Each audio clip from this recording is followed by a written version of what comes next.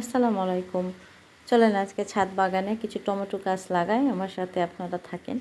টমেটোর গাছ একদম শুরুতেই লাগাচ্ছি, যেন একদম সিজনের শুরুতেই টমেটোটা খেতে পাই। বেশিরভাগ সময় আমার একটু দেরি হয়ে যায় লাগাতে লাগাতে, সেজন্য শেষ ভাগে যাই খাই। তো এবার শুরুতেই লাগাচ্ছি। অনেক সময় লাগাই কিন্তু বেশি বৃষ্টি হলেও গোড়াগুলো পচে যায়, সেই জন্য এবার বৃষ্টি তো কম, দেখা যাক গাছগুলোর কী অবস্থা হয়। আমি 10 দিন পরে আপনাদেরকে আবার আপডেট দেবো আমার গাছগুলো বেঁচে আছে না মরে গেছে।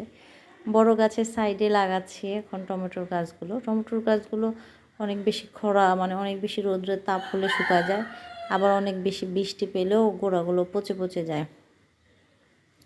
গতবার যে সময় লাগিয়েছিলাম এই সময় তো অনেক বেশি বৃষ্টি ছিল, এই জন্য সব গাছের গোড়াগুলো পচে গেছিলো, আমার বেশিরভাগ গাছই মারা গেছিলো। পরে আবার দ্বিতীয় দফায় লাগাতে হয়েছিল। তো এবার কী হবে এখনও জানি না। কিছু বেগুনের গাছও লাগিয়েছি।